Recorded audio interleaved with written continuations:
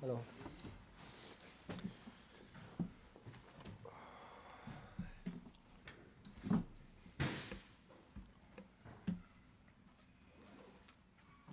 All right, we have assistant coach Adrián González. Jason, go ahead. Adrián, thanks for speaking with us. I wanted to know maybe what you make of a game that was sort of kind of from the very beginning, up and down, very big chances at both ends, pretty much constantly. Some good moments from the team, but also obviously it's a home loss. It's 4 goals against. What do you make of all of that? Good night. Well, I think, again, we need to learn from this situation. For sure, again, being honest, we haven't had the performance that we wanted. Again, we haven't started as we wanted, and we haven't, ended the game as we wanted. I think we've done the most difficult thing, flipping, the situation, because starting with 2-0 was really difficult. And then we could score those 3 goals, and then those details that you need to be aware in this league. So we've lost 3 points, and again, to be honest, I think it's been a crazy game, too broken, and we wanted to have more control, especially in possession, be more compact, because we know that they were so dangerous in counterattacks, and we couldn't. So again, try to review what we've done good, things that we need to improve for sure, especially also in our box. We need to be more aggressive in marking and defending those situations, and try to move forward. This is the beginning of the league, and we are positive that we're gonna change the situation for sure.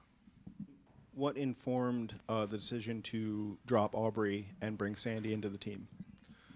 Well, that's a decision that we've taken as a coaching staff, because Sandy was doing a really good job in training sessions, and as we always do with all players, we want to keep them involved and be ready to help us. So we thought that today was a good day, because she's been doing really good, and we've decided that. We'll go to Brian and then over to Roy. Good evening. Sorry, Jason took my question a little bit. But so what do you make of this formation, this sticking to this 5 in the back formation right now, when maybe it's not working too much? Obviously 4 goals conceded tonight. Is that something that you think might change in the coming weeks, or is that something that you want to continue working on? Well, no, it's too easy to say it's because of the formation. But to be honest, we've been playing with different shapes, different formations, the last season and this season, and it's not about the formation. I think it's more about the energy that we are having now. Sometimes you are going through those situations during the season, and we need to learn. We are not having fullbacks. We are playing with McKenna and Gabby as a wingbacks, because Casey is not available. We know Paige is injured. So we need to adapt also according to the performance that we are seeing during the training sessions. So according to the player's profile, we adjust also the shape. But again, you can feel or think that we are playing with 5, but I can feel that we play with 3. Because when we attack, we build up with 3, and those wingbacks are helping us also giving width. So again, I don't think it's a matter of the shape or the formation. Okay, thank you. And with some players like Carle coming back from injury, how do you think this is going to help the team find a more solidified starting lineup? Obviously a lot of players have come in and out of it in the past few weeks. Well, it's so positive that Carle is getting minutes. She's training good.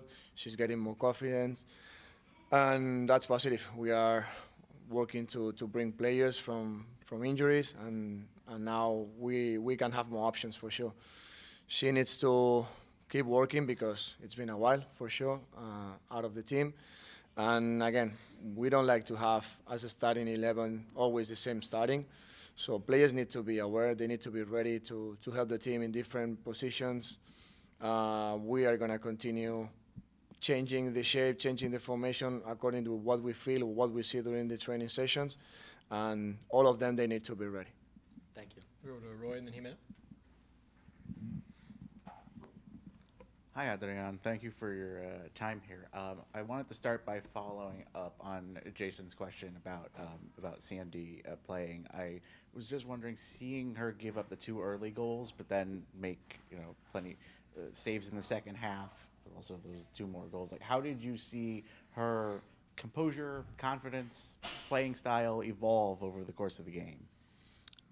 It wasn't easy. When you just debuted, I'm sure there are a lot of emotions and it's not easy, But I think it was a good day playing at home, and she's ready, she's prepared. So we wanted to give her that chance because we feel that she was ready, and she is. So I think going through the game, she's been doing really good and getting more confidence. And again, I think that's positive, to be honest, because that's going to help her. That's going to help also Aubrey. That's going to help also Kaylee and Lisa. So we need to have as many options as possible and try to be as competitive as possible as a team. And then just to the point of energy, having Esme score 2, it seemed like she was very excited, very happy in the moment there. How much do you think it helped to have her playing the game that she did tonight? Well, she's a player that brings that energy for sure, and she's very passionate, and she's a fighter. She's very competitive too, and she's doing really good. Honestly, she's helping us the build up and also bringing that energy that we need sometimes when we are going through some bad results, and she's doing good, so I'm happy for her. Again, it's not just about her. I think we all now can see the worst things, or we are losing games, we are conceding goals, but there are also positive things that we need to emphasize and we need to keep doing. All right, We'll go thank you. and then wrap up with Andre. Adrián, bueno, es muy bueno verte otra vez. Gracias. Mi pregunta es comparado con el año en que tú estabas liderando el equipo y este año jugar contra las Angel City FC. ¿Cómo ves ese cambio y que trajiste a la mesa esta vez para el equipo? Bueno, es un partido distinto, aunque quiero recordar que también fue un partido de muchos goles. Creo que también acabó, si no recuerdo, con 6 goles, ¿no? Fue, creo que también muchas idas y venidas, partido también muy loco, de mucha transición. Pero bueno, al final equipos diferentes, con diferente también entrenador, diferentes jugadoras. Y bueno, hoy simplemente he intentado ayudar al equipo desde otro rol, intentar también transmitir paciencia, calma, sobre todo también energía a la hora de luchar hasta el final, que yo creo que es un rasgo que nos caracteriza como equipo, a pesar de haber encajado 2 goles, de seguir creyendo en el plan de partido e intentar también facilitar que el equipo tuviera esa energía para seguir creyendo, y bueno, creo que lo hemos conseguido, hemos podido dar también la vuelta al marcador, pero bueno, lástima al final también pues hemos concedido ese último gol y no ha podido ser. ¿Cómo ves a la portera Sandy? Bien, le comentaba a los compañeros que está entrenando muy bien. Sentíamos que estaba preparada y está preparada para competir, y creo que es algo positivo. A pesar de haber encajado 4 goles el equipo, pues evidentemente es una situación que bueno, es de todo el equipo, ¿no? A nivel colectivo, no solo encaja la portera o no es solo responsabilidad de las defensoras. Pero bueno, la verdad que contento por ella, por el debut, porque creo que también va a ser positivo pues tener más opciones en la portería y generar competencia también con Aubrey. Y bueno, pues siempre es positivo que las jugadoras tengan minutos. ¿Y We'll tú? wrap up with Andre. Thanks for speaking with us, Adrián. Wanted to talk about the opening goal. It looked a little similar to the one versus Gotham last week. What is your perspective on the goal, and does it seem like that space being marked with those low crosses, is it just a communication thing between the back line and the midfield? Yeah, I agree. It's quite similar, and we've been just watching the action before. Yeah, we know how we need to defend the box, and we've talked about it, and those spaces, who needs to occupy those situations and those spaces. But again, when the ball is just moving, it's a matter of details. It's a matter of time. Maybe we are jumping late, or players maybe they are not recovering in that moment, and it's just a matter of maybe seconds that you are not arrived, and then we are unprotected. But again, we need to review that. I think we need a range of improvement, especially defending our box. We need to be more aggressive, marking, and also defending those critical spaces. Sorry, but again, we are gonna work on that. We've been working, and I'm sure we will improve.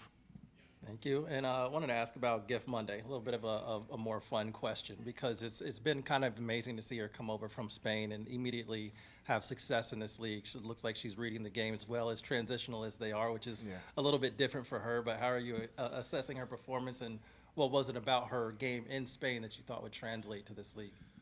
Well, we knew her for sure, her profile and also her potential. I think it's a really good player for this league because, as you said, she's able to play in different spaces, dropping, receiving in pockets, threat behind. She's really good also in the box, heading. She's amazing, and she's adapting very good.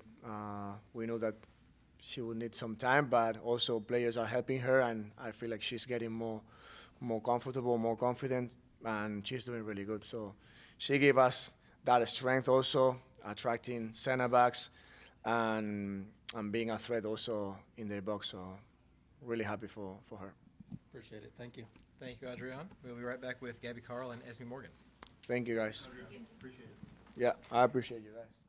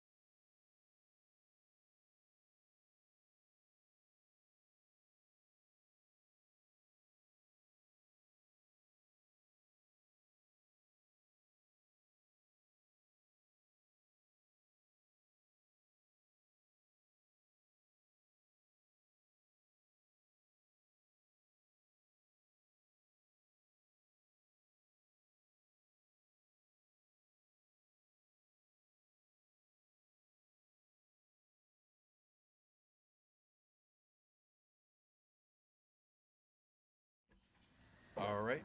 We have Gabby Carle and Esme Morgan. Jason.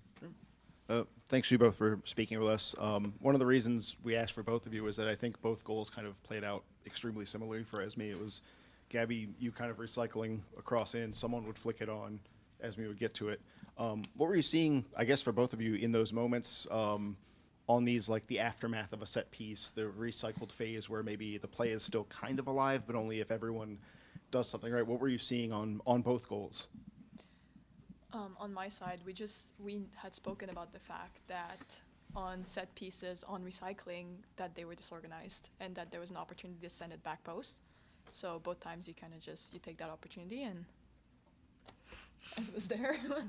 Yeah, I mean, as you say, like the opposition are kind of at 6s and 7s when it's second phase of a set piece, and Gabs is so good at kind of wiggling her hips and getting a yard of space, and then both just great balls into a dangerous area, and Hatchie did amazingly to just flick it on the first time. As I saw it come in, I kind of just anticipated where it was going to be and thankfully put it away, and kind of same with the second one. Britt did great heading it back across, and I just managed to get a big toe on it to poke it in. I was pretty heartbroken when they said it was offside, to be honest, but I'm glad they overturned it. And for both of you, obviously this game was unusual, I think is a fair way to put it, just kind of big chances at both ends, wide open in a way that even by NWSL standards seems a little out there. What did you see in terms of maybe not being able to control the game in the way Adrián mentioned that was kind of one of the objectives this week? What was maybe missing to exert that control? Yeah, it was a super transitional game, really, really fast paced. I feel like the distances between both back lines were really large, so then the space in midfield for either team was quite big to be able to get on it, and obviously they took advantage of that with having the space for their 6s to then push it in behind. And at half-time we spoke about trying to get up and be a bit more aggressive in midfield and try and close those gaps. But I think when the game's so stretched and both teams have got runners who can threaten behind, it ends up opening massive gaps in midfield and leads to the game being a lot more transitional, which is what we saw today. But I still think even with that we can do a better job of retaining the ball for longer periods and being a little more patient when we have it, and even when we advance up the pitch into the final third, not kind of feeling like we have to go straight to the goal, being patient to recycle and work a better opportunity. Go back to Brian. Hey, thanks for speaking with us, guys. Obviously, a mixed bag of emotions for you tonight, Esme. You know, your first and second NWSL goals, but conceded 4 and ultimately lost the match. Can you just speak on kind of the highs and lows of these emotions that kind of went into this particular game? Yeah, it feels a bit like surreal, to be honest. We just looked at each other after the final whistle and went, how did that happen? So frustrating. We defended poorly in the first 15-20 minutes, and then I thought we did really well to sort of fight the momentum back to our side, and obviously close it to level at half time. And then I felt like we didn't necessarily take that momentum with us into the start of the second half and allowed them to regain a bit more of a foothold. And I feel like in games when you fight back, that's such a high of working hard to get it back that you've kind of just got to keep your foot on the throttle and keep pushing and pushing to go for goal.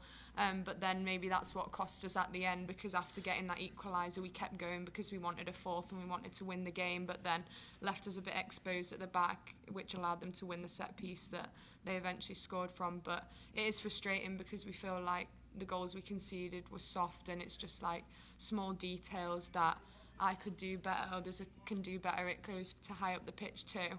But all we can do is kind of take the learnings from it and try to ensure that next week we rectify those things. And both of you can probably speak on this because you guys have kind of shuffled positions a lot in this season, in this game. Like you were running up the right wing at one point, and Gabby, you switched from right back to left back quite a few times. And how does this kind of versatility help the team, but how can it also hurt the team not having this solidified positions and not being able to just be in one place and do your job in that one place? Yeah, as you said, it definitely goes both ways. It is really good that we have players that are able to do that, but then there's a mental charge when you have two positions in your mind and you get switched and you're like, okay, what's my role now? it is early in the season, so there's like this, we have time to learn, but it is somewhat hurting us right now, which is not what we want. Thank you, guys. We'll go to Josephine and then over to Roy. Esme, we saw you communicating a lot with Sandy in the back. It seemed like there was a lot of just talking back there between you, maybe supporting both each other on the field there and adjusting to Sandy being in the goal. I was just curious to hear a little bit about that, what that support between you two looked like and the adjustment to Sandy back there. Yeah, I mean, we're best friends, but she didn't tell me she was starting, even though apparently she's known for a little while. So when we found out the team, I was excited and surprised that she was making her debut. I'm really happy for her. I was kind of just trying to make sure she was okay. And felt really comfortable and confident, and I thought she did great. She made some really incredible saves. I don't think she could have done anything about any of the goals. So I feel really proud of her that she stepped into her first NWSL game and did that. And obviously, having played together for so many years at England youth age groups, Everton, Man City, and now here, we've just got a great understanding of how we both see the game. So a lot of the conversations are just, what are you seeing, how we can get on the same page, communicating to others around us to just try and organise or exploit things that we see in possession. So yeah, just discussing what we're seeing in the moment, really. That makes a lot of sense. And I guess I'm curious, does that leadership in the back that you showed today and that communication you had with Sandy and maybe just that reliability or closeness you felt with having her back there, is that what leads or can help with, obviously, the results you had in the front of the field today? Or do you compartmentalize that? And both, that's a question for both of you. You were both critical at the top end of the field as well today. I mean, I just had a feeling this morning that I was going to score. No, I literally said to my boyfriend, I think I'm going to score today. And he was like, okay, great, well, I'll celebrate. And then I actually did. So I don't think that had anything to do with Sandy, although I'm sure she'd love that insinuation. But yeah, just some games you feel great, and no matter who's behind us, Aubrey's such an incredible keeper, Sandy is too. They're both great communicators and have such a great presence that feel very secure with both of them in that role. So yeah, I think sometimes you just get a feeling for a good game, and it's nice when you have that and every thought going into the game is positive and optimistic. You just play with a lot more kind of freedom and yeah, feel a lot of energy. Nothing to add. That was lovely. Go over to Roy and then Jimena. Thank you both for taking the time here after a long night. But I wanted to ask, Esme, I was thinking of last week and that near miss where you were very demonstrably upset at missing. Thinking about that versus this week and scoring two, what's it like, just independent of the result, just to be like, I scored a goal as a center back, I scored 2 goals as a center back, and I guess Gabby, related to that, how much do you feel, I guess, a camaraderie or a bit of a connection to this is okay, our back line scored?